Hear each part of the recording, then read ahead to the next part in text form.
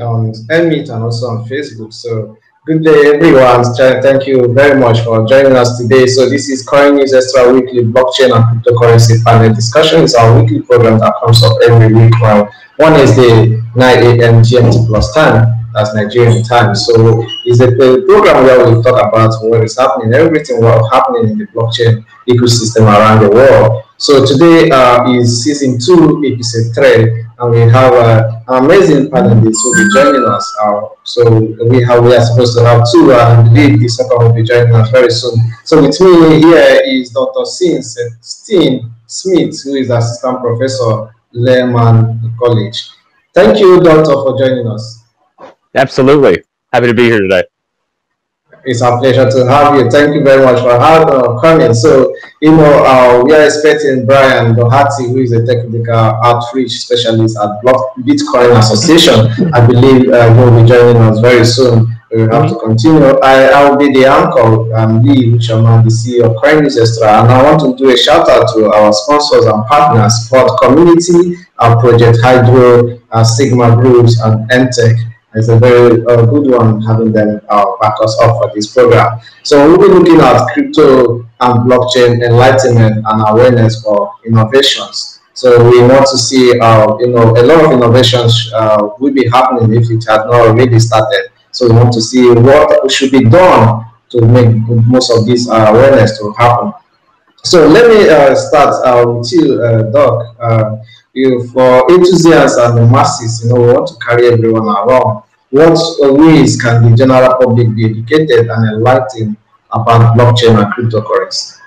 Sure. So probably the top most important way for anybody, right? Whether you're in the blockchain crypto space or you're a non-expert, sort of new entrant out here, the first and most important thing is to get educated, right? To actually tune in to panels like this, to read, research, understand, right? And there are any number of excellent websites out there that have high quality information. But probably the one piece of advice that I would always offer is to always try to get information on blockchain and cryptocurrency to get educated, but to always try to get educated from a range of external sources, right? To not be dependent on, or to be only getting your data from only one source. But the arguably most important thing right now is to get educated and to make sure that you understand actually what type of blockchain and then what type of cryptocurrency is actually being talked about. Yeah, talking about educating the enthusiasts and the masses about cryptocurrency and blockchain, there has been this issue, when you onboard them, most especially they don't know what to do in the ecosystem. They just kind of roam about, and along the line, most of them may end up losing interest because they may have gotten the little knowledge to keep them, but there are no one carrying them along and also directing them on what to do. What steps can be taken to keep the new entrant involved and innovative in the ecosystem? When they have something they are doing, they would like to stay. Yeah, so probably what is actually currently happening right now is a excellent way to keep new entrants in there, right? Because everyone's heard of Bitcoin, right? And obviously over the last half a year or so, there's been a lot of price volatility in there. But you also have to be able to actually demonstrate and to show to these newer entrants or to individuals and institutions that are trying to get into blockchain that there are actually business use cases, right, for blockchain and for actual cryptocurrencies, be it for payments, be it for healthcare, be it for property transactions, be it for banking, be it for IP, intellectual property. A important step and a pivot that is underway right now, and I'm very happy to see, is this development of, great, okay, so we have blockchain, we have cryptocurrencies, and folks are interested in it. Now going forward into 2021, 2022, we as the blockchain crypto sort of community have to be able to also point to and to actually highlight business use cases that are actually tangible and actually help either individuals or firms operate in a more efficient manner. Yeah, interesting. Talking about innovation, we expected a lot of innovations to happen in the ecosystem. There are a lot of innovative opportunities in the blockchain and crypto space. So, what to look into the rate of innovation in the ecosystem? If actually these new entrants or even the people who are in this ecosystem are really doing something or being more innovative, what are some of the innovative ideas and innovations lacking in the crypto and blockchain space? Sure. So, in terms of some of these specific uh, innovations that have happened over the last, and I'd say really the last 12 to 18 months, the whole rise of privately issued stablecoins, the actual development of the entire decentralized finance, DeFi area, and then I would say really towards the end of 2020, this whole push and this whole institutional innovation drive towards the idea of a central bank digital currency are, I believe, three major areas of innovation that are all linked to actually trying to get blockchain and cryptocurrencies better able to be used actually by individuals or firms. Yeah, and they've all been driven and pushed by some of the newer entrants into the space, right? So all three areas, right? It can be privately issued coins, DeFi, or this push for CBDC. All three of those innovations have been pushed by entrants, individuals, firms, all the rest that have only entered into the blockchain space after 2018. So it's actually been quite interesting to actually see and analyze how much of that innovation, development, adoption push has been actually brought forward by folks that are, by all accounts, new. Yeah, interesting. Innovation. There are a lot of people with innovative ideas who are doing something, maybe along the line. There have been some issues. We have been facing a serious challenge all over the world with the pandemic. So a lot of innovations and innovative ideas. They need to be backed up by either bigger companies or government so that they will be supported financially and making other things available for them. How can innovators be encouraged and supported for innovations in the ecosystem? So probably to your point, a big chunk of the ideas and the new developments out there have been either developed or supported by or joint ventured, right, by a larger, more established uh, institution. But actually, I'm on the board of a crypto payments company, Gilded, who I believe you had their chief business officer on your show. And so really that does highlight that there are opportunities for firms that are really bootstrapping, from the base up, as well as opportunities for firms that are going to partner with larger, more established institutions. But to your point, I would highlight that I would argue really since about 2017 through to the present, there has been a shift and pivot due to COVID more currently. But overall, the time, expertise, and actually people that are needed to innovate and to build out and to test new ideas, there has been a pivot and a shift towards the larger institutions. And there are some pros and some cons to that. But ultimately, that has helped new ideas, get tested and actually out to the market faster. Interesting, that's very much a good one. For our audience who are joining us anywhere social media, are you joining us from Facebook or via Emit? So if you have questions, you can drop it on the comment section. our question answer session. We'll be able to take them when the time comes. We would like to hear from you. If you have questions bothering you on this topic, you could share them when the time comes. We'll be able to be taking the questions. So let me move forward. You've seen what blockchain is doing in different sectors. So, we believe blockchain will play a role, but starting with crypto, most especially what it's doing with gradually in the finance sector. How can it facilitate banking activities and its security?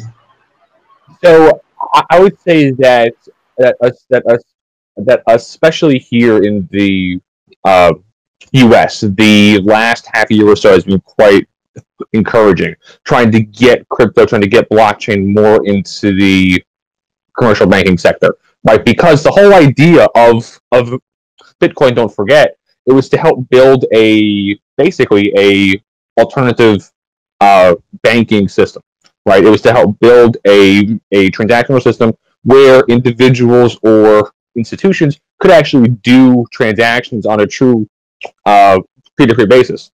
But because of the cost, privacy, oversight issues, that has not ultimately panned out. But the underlying attributes of blockchain and of cryptocurrencies do help process transactions faster, cheaper, and just better. So over the last, and I would say really half year or so, the Office of the Comptroller of the Currency here in the U.S. has issued two updates that have really made it okay for large national federally chartered banks to actually join blockchains and to start processing, buying, selling certain types of crypto assets. And so arguably, I think that 2021 is going to be the sort of watershed year for blockchain banking here in the US. Now, arguably, the US is not uh, out in front of this issue, right? There are other areas of the world who are probably a bit out in front of us, but I'm quite encouraged, and so arguably, I would say that 2021, 2022, obviously COVID, all the rest, is going to be a great opportunity for blockchain to really come to the banking area. Yes, that's very nice. There has been a lot of people talk different things. Though is their opinion when it comes to most of them are saying that the blockchain and crypto, most especially the crypto space, is going to displace the banking sector. And there has been this fear from the banking sector that this new ecosystem may displace us. So we want to look at talking about how blockchain could play a role in cryptocurrency in the finance sector. Will there be a displacement by crypto to the banking sector? Can they coexist? What should be done to enlighten the finance sector? Sure. So I would say to answer the actual question, they can definitely coexist, right? And a major reason why I'm saying that is that a large number of the biggest financial institutions in the world, right? Be they asset managers, hedge funds, or banks, have actually allocated quite a bit of capital into the blockchain crypto space, right, during 2018, 2019, and 2020. So if they are allocating capital and time into the space, they are doing that for a logical business reason. And so, banks and other financial institutions might have been a bit anxious, might have been a bit worried, might have been a bit concerned about blockchain, to your point, basically serving as a alternative to them, trying to make them obsolete. But that has not happened ultimately yet, because banks and those third party payment processors do play a important role in the payment processing system. Right, and also to the, I think, bigger point, there is a much larger non-expert crypto community out there, right, that are always going to have some higher levels of trust in a banking institution that they know, that is backstopped, and that is part of the quote-unquote normal payment system, as opposed to a blockchain native bank. But I would say to answer that actual question, there is absolutely room for them to coexist, and they already are starting to merge. Right, there are now actually blockchain-based banks, blockchain-based financial institutions, and actually a handful of banking institutions here that only handle digital assets. So there's definitely room to coexist, work together, and really the underlying driving force here is to, one, educate, and to, two, try to continue to push for more transparent and more consistent rules. Okay, that's very nice. It's a very nice one. Seeing that, how could is them coexisting and then integrating blockchain solutions into the banking sector? It requires education. How do you think this sector, the banking sector, people that are there could be enlightened or educated about blockchain? So, so what I would say is that there has been quite a bit of education that's already underway. Probably the highest profile example of this is the blockchain that's been up and running at JP Morgan and the Interbank Information Network, or the IIN, right? And so as a result of that IIN, there are actually hundreds of banks that are part of this blockchain set up and managed by JP Morgan. And so if anybody's in the banking payment industry, that's a great sort of real life live case study as to how to get blockchain to work. And actually, during the fall of 2020, that entity, JP Morgan, actually came out and actually reorganized their internal business to carve out their blockchain payment business into its own business unit. And they fully forecast to be profitable on that business by the end of 2021. So in terms of how to get more educated, how to get more information on this, I'd say that that's a real life case study as to how a incumbent banking institution can harness blockchain, harness crypto to help themselves and their external clients. That's very nice. So we are talking about crypto and blockchain enlightenment and awareness for more innovation. And this is our current Extra Weekly Blockchain and Cryptocurrency panel discussion, season 2, episode 3. So and I have with me a great educator and innovator, Dr. Stein Smith, who is an assistant professor at Lehman College. So we are looking at crypto and blockchain enlightenment and awareness for more innovation. So when we are talking about more innovations, we can have enlightened people, more innovations, and there are things that needs to be looked into. Regulation is a very good area to look into. Not only the people or the people looking towards coming to the ecosystem should be enlightened. I believe the regulators also should also be enlightened so that there will be proper regulations that will not stifle innovation. So, do you think the regulators need more knowledge and enlightenment about blockchain and crypto sector? So that's a very interesting question, because if the two of us had been having this conversation back in 2016 and 2017, I would argue that yes, absolutely, that the oversight agencies, the policymakers worldwide were a bit behind in terms of their blockchain or crypto knowledge. But actually now in 2021, I mean, every single policymaking body has experts or a team of experts internal at that agency focusing on blockchain and cryptocurrency issues. So in terms of trying to get more education, trying to get more expertise, I would say that at this point, that's not the issue. But the actual issue is, and sort of how it's playing out, is, okay, fine, how do we take that understanding, how do we take that expertise, and then how do we turn that into policies, guidelines, rules that are going to encourage further investment in the area as opposed to being overly rigid. So I would say that in terms of trying to get more expertise, they actually have that. Now in 2021, what the actual thing is, or the actual goal is to try to get rules that are going to incorporate that understanding and that expertise in a positive way. That's very nice. So we've seen a lot of things that are happening. So we know what regulations. There are many countries that are not. Even over here in Nigeria, there are regulatory uncertainty even all over the world. What steps should be taken to enlighten and get the regulators involved for better regulations? I mean, I would say that really the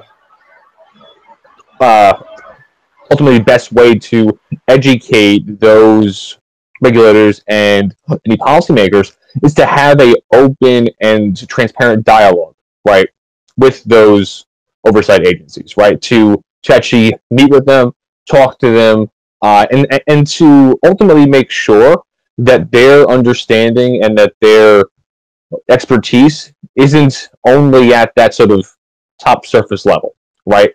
Because obviously there were frauds, there were scams, there have been issues in the blockchain crypto space. So it's important to go through that to go through that process if you're a individual or institution that is trying to get blockchain or crypto more up and running and more integrated into how your firm operates. You have to be proactive and have those conversations, and to make sure that everybody understands what your business case is and how it's going to actually add tangible value and benefit to the individuals or firms involved, while also not hurting or harming individuals or institutions that are involved. That's very nice. So I still have a few questions here. There are some questions coming in from the audience. So Great. Maybe I'll take some of them now before I go back to my own questions. So this one here, the first question here is saying from Elite. I said, with the establishment of nations CBDC, don't you think it will limit or even make other cryptos illegal? So I would say that's a excellent question, and it's a question that I must have been asked probably 100 times, right? And what I ultimately think will happen is what's going to happen to the cryptocurrency space is what happened to the equity space, right? And what I try to explain it like is that sure, there are equities that are in tech there, but there are also ETFs, right? And sort of those financial products can be built around anything, any type of investment, any type of asset. So what I would argue is that yeah, sure, there are going to be countries that have their own CBDCs. Absolutely. And I would say that there are going to be some out in the marketplace being used by the end of 2021. Now, what that could ultimately mean is that, yeah, sure, there's just one CBDC to be used in a certain country, certain area, but there are always going to be investment opportunities in the other cryptocurrencies, right? Bitcoin is, I think, always going to be treated more as a investment rather than a real currency tool.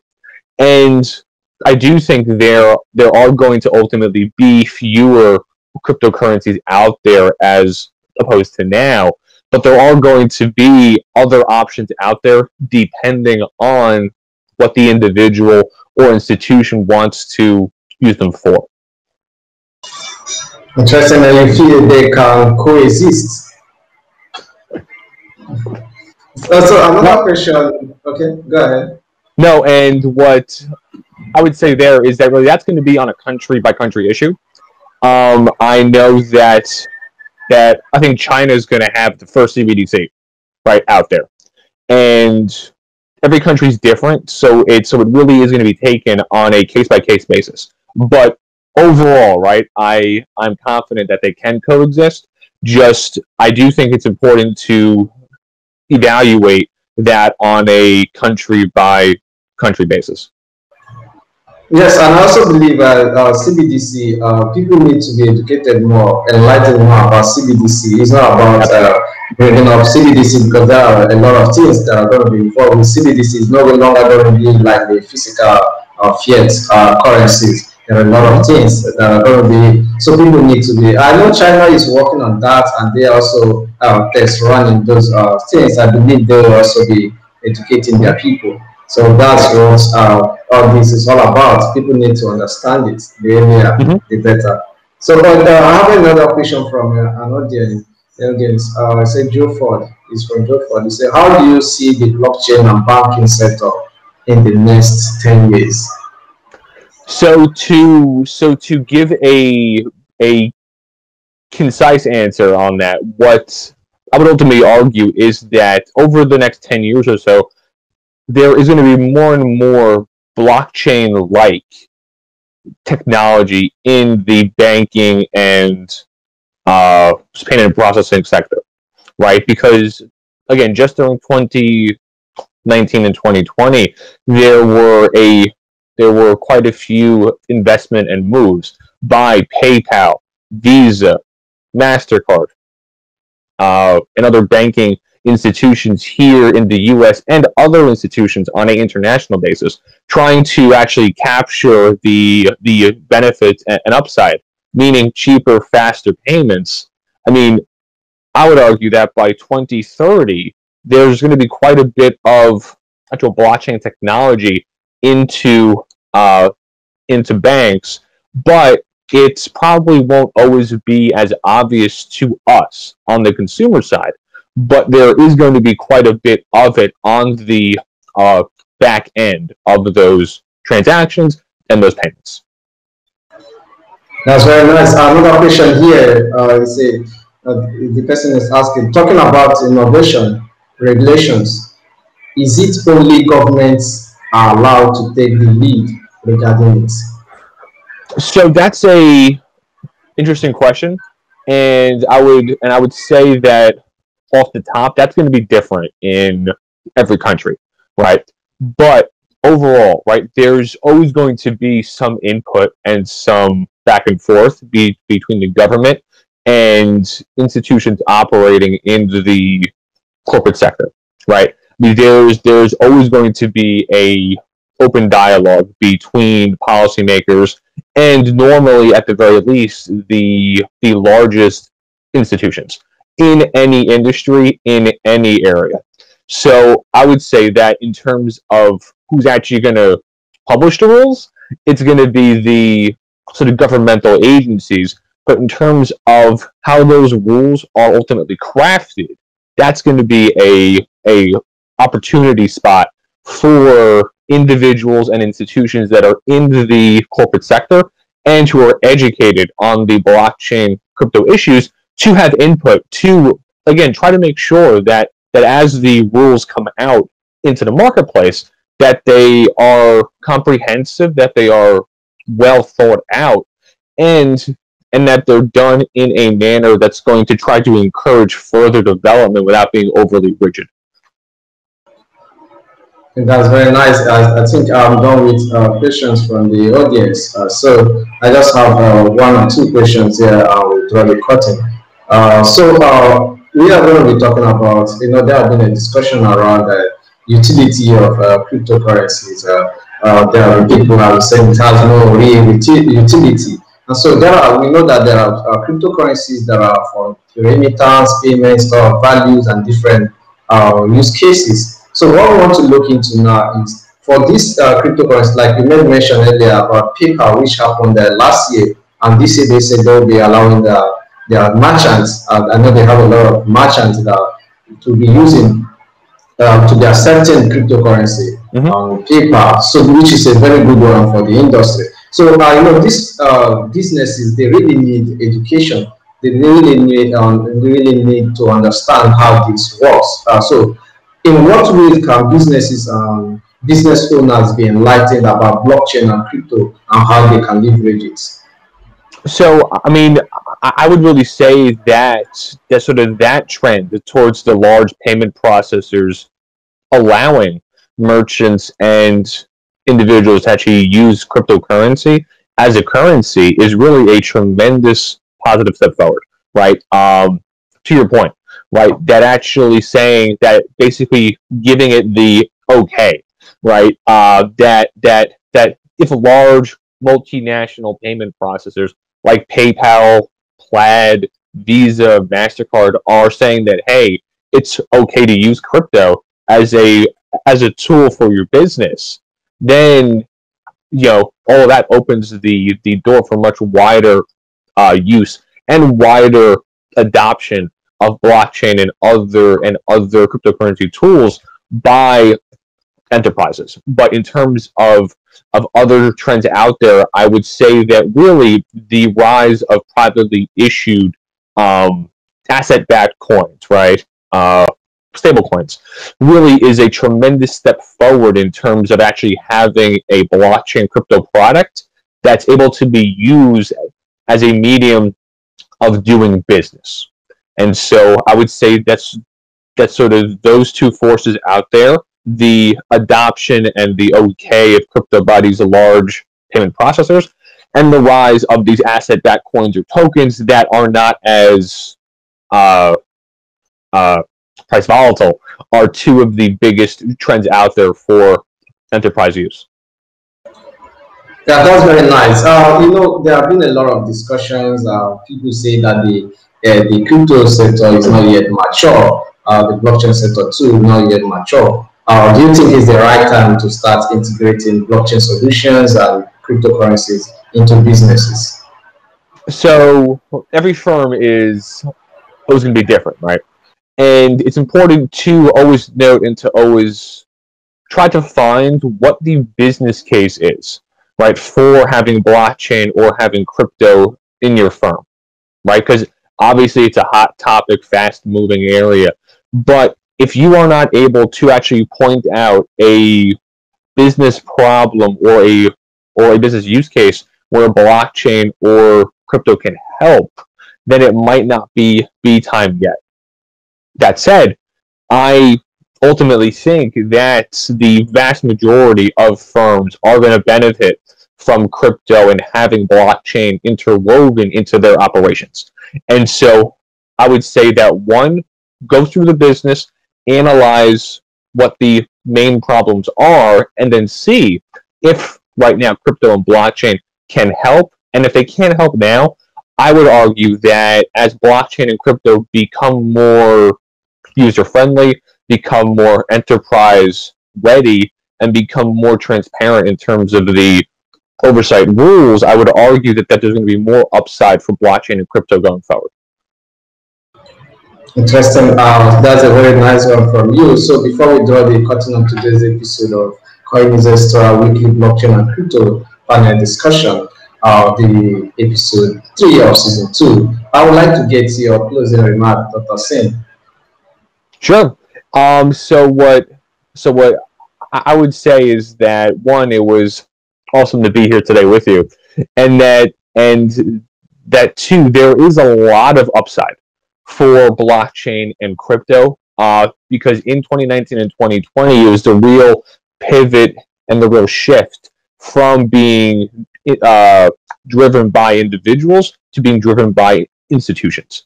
And so now in 2021 and in 2022, I would ultimately say that there's going to be a lot of progress made in terms of how blockchain and how crypto are actually uh, onboarded and actually used by institutions and by individuals.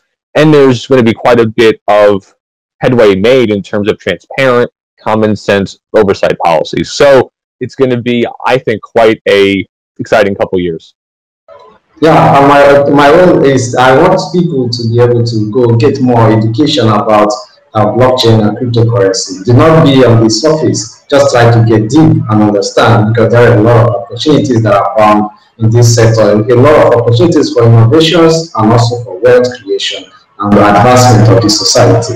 So I really appreciate the time out. I really appreciate you, Dr. Simmons, who you took our time. I know it must be very early for you now. You took our time to be joining us. Thank you very much for joining us. Absolutely. Happy to be here. Yeah, also let me do a final shout out to our sponsors and our partners, World Community, Project Hydro, Sigma Group, and MTech. It's been an amazing time, and I will not forget to thank you, our audience, who took our time to join us today. I really appreciate it. And let's wait for next week Wednesday. It's going to be another episode. Thank you very much, Doctor. Okay, thank you so much.